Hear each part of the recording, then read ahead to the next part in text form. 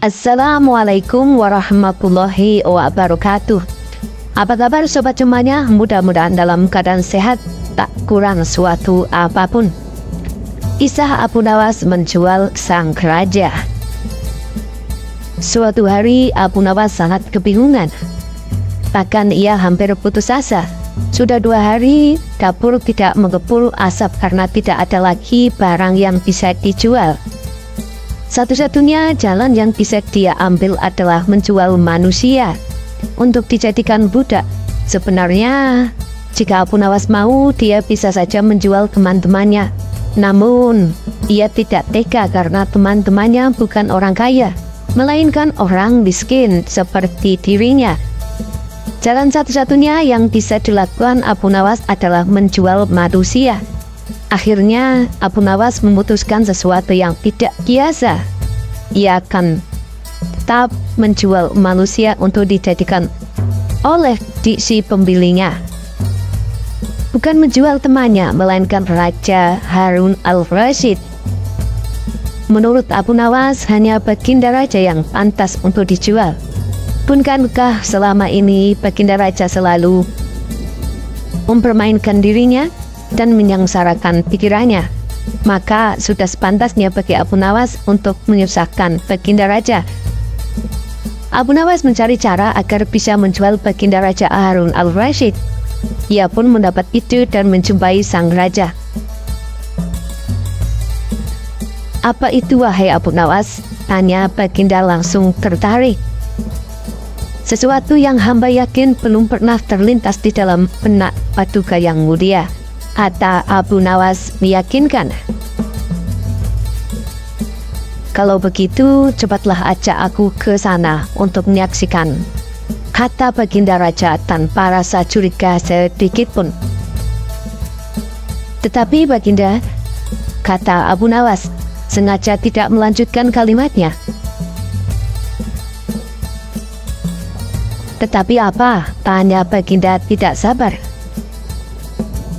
"Bila Baginda tidak menyamar sebagai rakyat biasa, maka pasti nanti orang-orang akan banyak yang ikut menyaksikan benda ajaib itu," kata Abu Nawas. Karena memiliki keinginan besar dan rasa penasaran yang begitu besar, Baginda Raja bersedia menyamar menjadi rakyat biasa. Melihat penyamaran sang raja berhasil, Abu Nawas dan Baginda Raja berangkat menuju ke sebuah hutan. Setibanya di sana, Abu Nawas mengajak Baginda Raja mendekati sebuah pohon besar dan rindang. Ia pun meminta sang raja untuk menunggu. Sementara itu ia pergi menjumpai seorang Badui yang kerjaannya menjual budak. Abu Nawas mengajak pedagang budak itu untuk melihat calon budak yang akan dijual kepadanya dari jarak yang agak jauh. Abu Nawas enggan menjumpai sang raja dan merasa tidak tega. Sementara itu, Abu Nawas beralasan calon budak yang akan dijualnya adalah teman dekatnya sendiri. Setelah pedagang budak itu memperhatikan dari kejauhan, ia merasa cocok. Abu Nawas pun membuatkan surat kuasa yang menyatakan bahwa pedagang budak sekarang mempunyai hak penuh atas diri orang yang sedang duduk di bawah pohon rindang itu. Abu Nawas pergi begitu menerima beberapa keping uang emas dari pedagang budak. Baginda Raja masih menunggu Abu Nawas di bawah pohon rindang tersebut. Sampai tibalah pedagang budak menghampiri dirinya. Baginda Raja merasa heran, mengapa Abu Nawas tidak juga muncul dan mengapa ada orang lain selain dirinya dan Abu Nawas. "Siapa engkau?"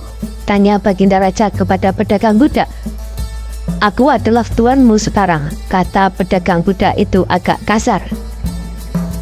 Tentu saja pedagang budak itu tidak mengenali Baginda Raja Harun al-Rasyid dalam pakaian yang amat sederhana. "Apa maksud perkataanmu tadi?" tanya Baginda Raja dengan wajah merah padam. "Abu Nawas telah menjual engkau kepadaku, dan inilah surat kuasa yang baru dibuatnya," kata pedagang budak dengan kasar. "Abu Nawas menjual diriku kepadamu?" kata Baginda makin murka. Ya, bentak pedagang budak. Tahukah engkau siapa aku ini sebenarnya? Tanya Baginda geram. Tidak, dan itu tidak perlu, kata pedagang budak seenaknya. Lalu ia menyeret budak barungnya ke belakang rumah. Sultan Harun al-Rasyid diberi parang dan diperintahkan untuk membelah kayu. Baginda Raja merasa heran dengan semua yang diperintahkan. Ia melihat begitu banyak tumpukan kayu di belakang rumah Badui itu, sehingga memandangnya saja Sultan Harun al-Rasyid sudah merasa ngeri, apalagi harus mengerjakannya. Ayo kerjakan. Meski ia merasa kebingungan dengan itu semua, Sultan Harun al-Rasyid mencoba untuk melakukan perintah dari tuan barunya. Sultan Harun al-Rasyid secara perlahan memegang kayu dan mencoba membelahnya. Namun si Badui melihat cara Sultan Harun al-Rasyid memegang parang merasa aneh. Kau ini bagaimana? Bagian parang yang tumpul kau arahkan ke kayu, sungguh bodoh sekali. Sultan Harun al-Rasyid mencoba membalik parang hingga bagian yang tajam terarah ke kayu. Ia mencoba membelah, namun tetapi saja pekerjaannya terasa aneh dan kaku bagi si Badui. Oh, beginikah derita orang-orang miskin mencari sesuap nasi, harus bekerja keras terlebih dahulu. Wah, lama-lama aku tak tahu juga, umam Sultan Harun al-Rasyid. Si Badui menatap Sultan Harun al-Rasyid dengan pandangan heran dan lama-lama menjadi marah. Ia merasa rugi, barusan membeli budak yang bodoh. Hei Badui, cukup semua ini, aku tak tahan. Kurang ajar kau budakku, harus patuh kepadaku, kata Badui itu sembari memukul sang raja. Tentu saja raja tak pernah diperlakukan kasar. Itu menjerit keras saat dipukul kayu. Hai Badui, aku adalah rajamu, Sultan Harun al-Rasyid, kata Baginda sambil menunjukkan tanda kerajaannya. Pedagang budak itu kaget dan mulai mengenal Baginda Raja. Ia pun langsung menjatuhkan diri sembari menyembah Baginda Raja. Sang raja mengampuni pedagang budak itu karena ia memang tidak tahu. Tetapi kepada Abu Nawas, Baginda Raja amat murka dan gemas. Ingin rasanya beliau meremas-remas tubuh Abu Nawas seperti telur.